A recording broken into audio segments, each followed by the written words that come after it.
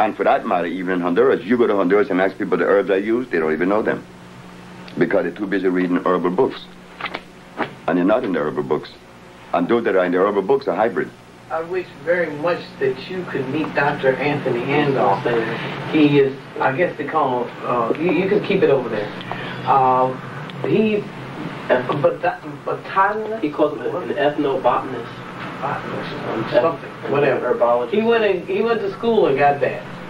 And I don't think I want to meet the brother now. You know, not because I would not like to meet my brother, but I can exchange or even entertain someone that has been educated. Remember I said, the reason why the healer is not healing today is because he has been educated. You want to hear a beautiful one? Above all else, Dr. David Ayensu.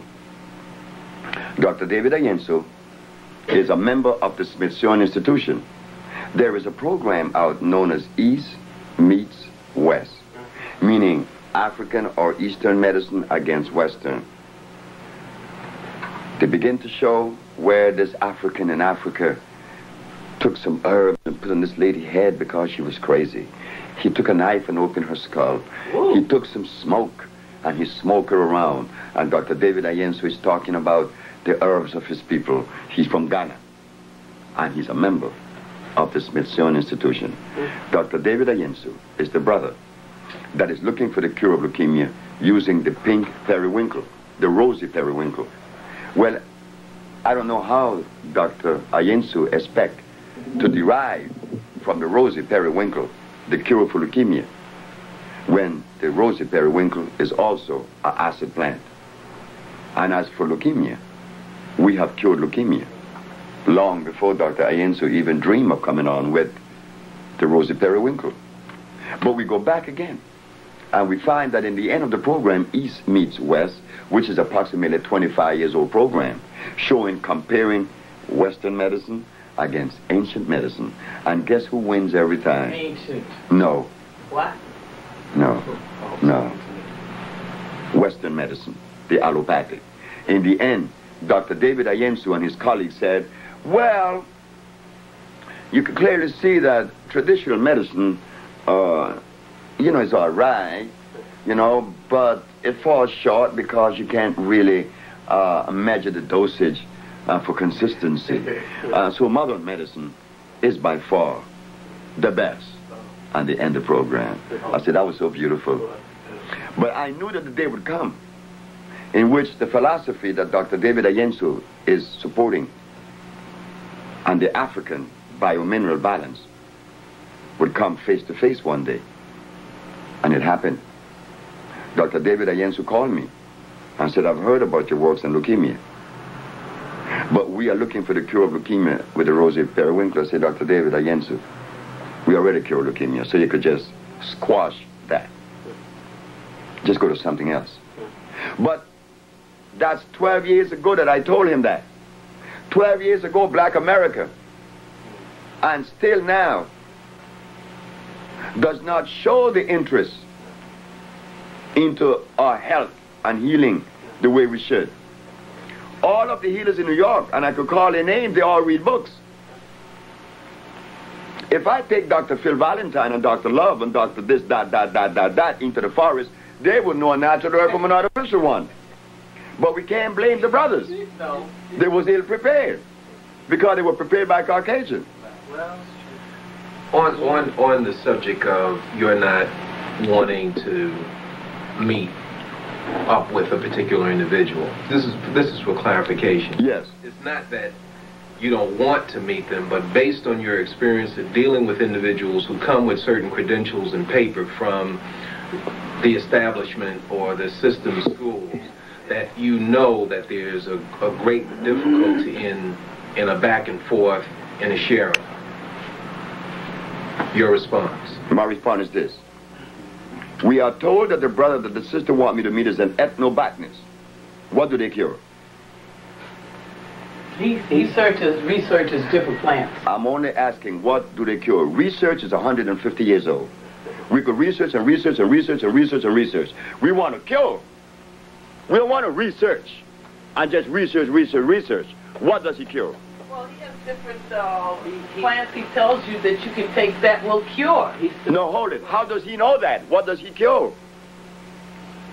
He said he's been taught. He's from Africa, and he was taught by his father, grandfather, so forth. And he says he only uses plants that are from the homeland. You mind if I ask the question again? All over the world. What does he cure?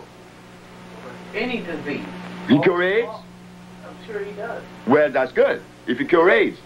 I'm the only individual to have diagnostic sheets showing from 5 different laboratories around the world that he has been cured of AIDS. I don't say it. I got diagnostic sheets. And that's important. Who else have those diagnostic sheets? Thank you. So I can't lend myself to someone that says that it does. Where's your proof? Speaking of that, Dr. Sebi, from being an activist, one of the things I ventured into was AIDS activism. And 5 years ago, I used to go to a few ACT UP meetings, and of course that was sponsored by Burroughs Wellcome and the European allopathic medical establishment. And then later on, an organization started called HEAL. You may have heard of the Human Education AIDS Liaison, which people like Dr. Strecker and others, Peter Duisberg supported that group. And HEAL, of course, I'm sure if they could find you, because many of us thought when you left us in New York City, we just felt so abandoned. Why can't black people find me instead of HEAL? Alone, that's right. And that's more important to me than HEAL. But black people are not interested in their health right now. No. But Latin Americans are interested in it because right now we have a cadre of people who have taken to the forests of Brazil, Peru, Chile, Honduras, Guatemala, Salvador, who's right now doing research in the forest. None of them are Americans, and none of them are blacks. Why?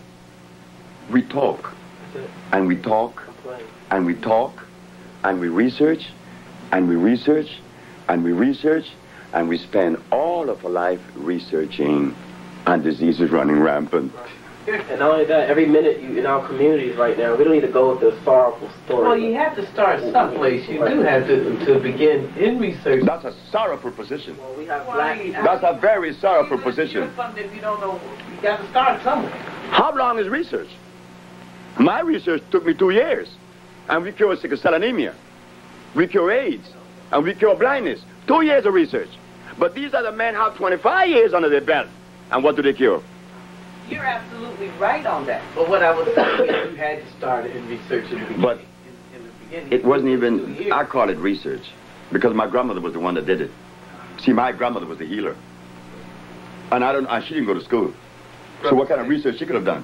Brother Sebi, research can be likened to running a relay race. Oh, yes. Somebody else has covered the ground, and you know about it. Then you pick up the race from where they are. But if the race started off heading in the wrong direction, you lose. Because the finish line is receding faster than you can run. We heard that. What happens is that you continue to pass the baton on, but there's no finish line. Right. It's behind you. And running and running. It's behind you. So I don't want to hear about research. So what you have. In fact, in South America, people don't bring to me these questions. Not in South America. I live in South America. They say, Dr. Sebi, we know of no one that cures the disease that you have cured. So you have the blessing of our country. Honduras has given you all the privilege to practice your craft, regardless of what the world said. You can't go to Africa. I said, no. Although you're an African by heritage, I said, but I can't go there. They kicked me out. So the need to research can be attributed in part to the conditioning that many of us have been through to say, well, where's your research? Whereas you point out that what have you done? That's what they ask. No, what have you researched? What have you done? That's Latin America. But that in America is arrogance. But we are arrogant, as Professor George Simmons said, that I am considered an arrogant individual. Yes, Dr. Sebi, not only you are arrogant, everybody in Honduras is arrogant. You've been independent since 1824. You have earned your position to be arrogant, and especially when it comes to the art of healing. If the rest of the physicians and herbalists have healed what you heal, they too would be more arrogant than what they are, arrogant. Arrogant is a demonstration. I don't know what it means. Of being self-confident. We don't see that. That's okay. It doesn't matter. But I'm saying we don't see that among our people, so that when we do see it among our people, people of color, even people of color will react, that person is arrogant. Because they're conditioned too. That's what I'm saying. Yeah. But I want to get to some basic ailments real quick. I'm Brother Leroy, and some basic ailments I want to deal with are those that some of our average people are being confronted with right now. Young brothers are beginning to show up with kidney ailments, you know, right here in the city. And what would you attribute kidney ailments to at a young age? Also, young sisters having fibroid tumors, etc.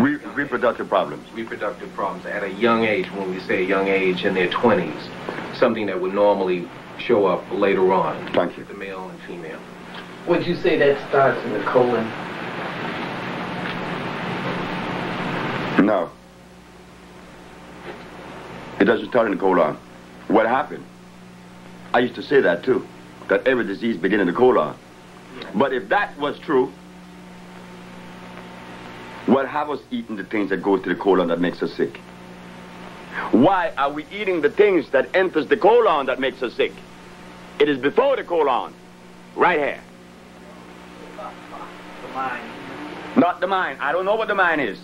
I have never found the mind. I hear talk about the mind. I don't know what that is. But I do know this, that when the brain is confounded, you have problems. You may put anything in your mouth. You see this hand and this big mouth goes in there. It hasn't hit the colon yet, right? It starts here. Which is the brain. The brain. The brain has been confounded. The computer has been confounded. G in, G out. Garbage in, garbage out. But we don't want to see that. We want to rely on spirit, mind, and soul, when these are the properties of what? Supernatural. Well, I don't live in a supernatural world. I live in a natural world. In the natural world, there is no such thing as the mind. There is no such thing as a spirit or a soul.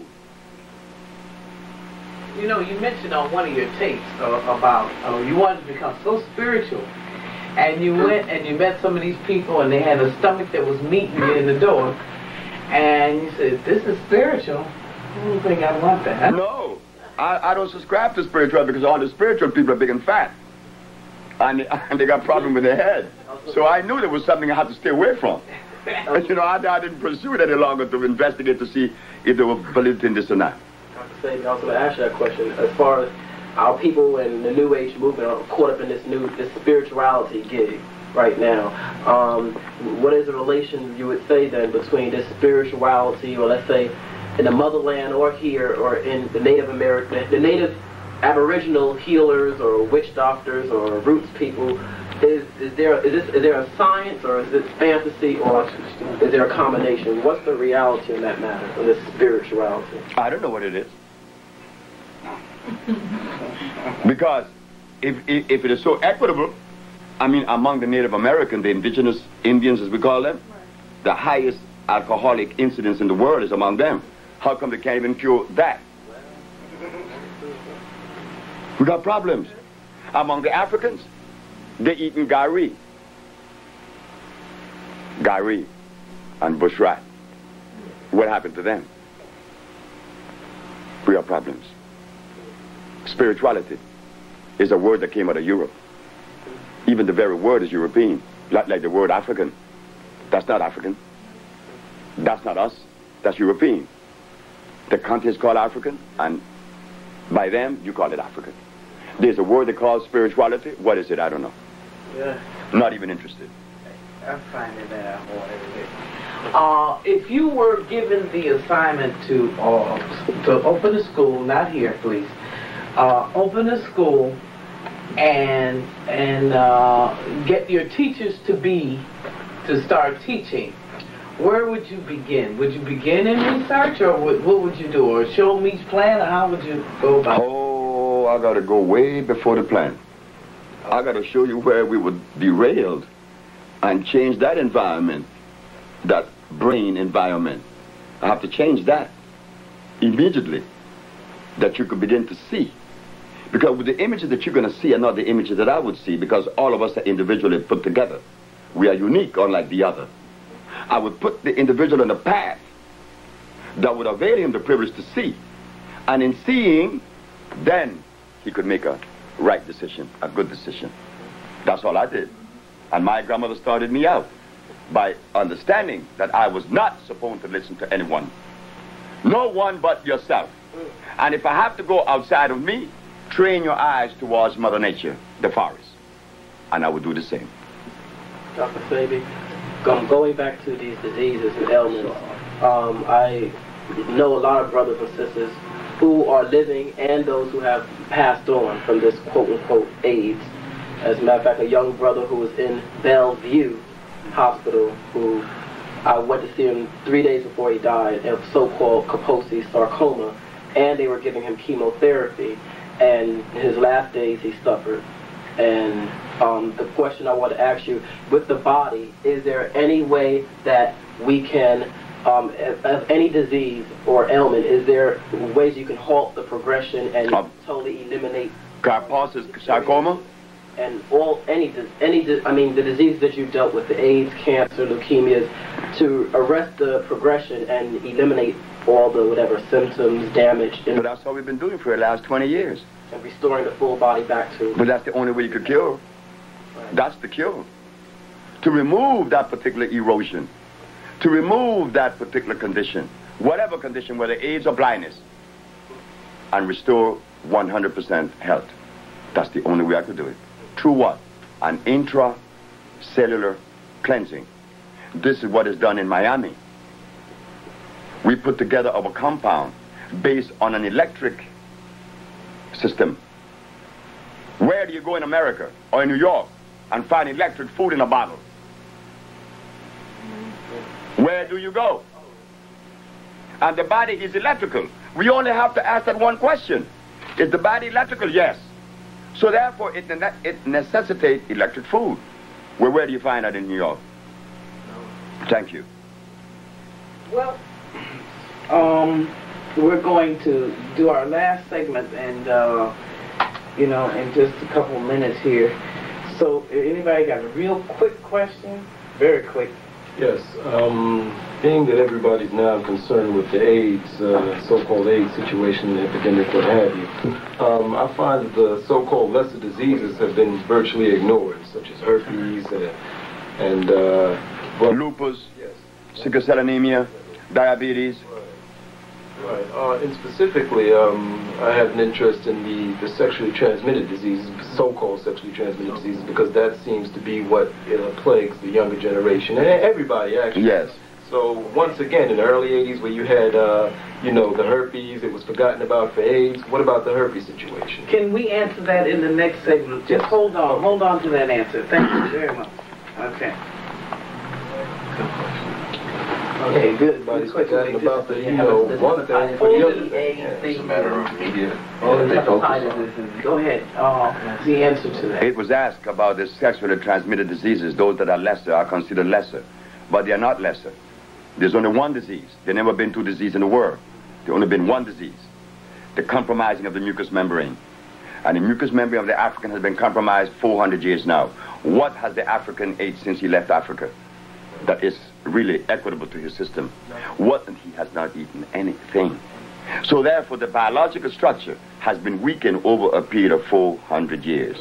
And in weakening the biological structure, then you may get lupus, you may get herpes, and you will get anything. Anything coming your way. Because the body has been deprived and the immune system has been compromised.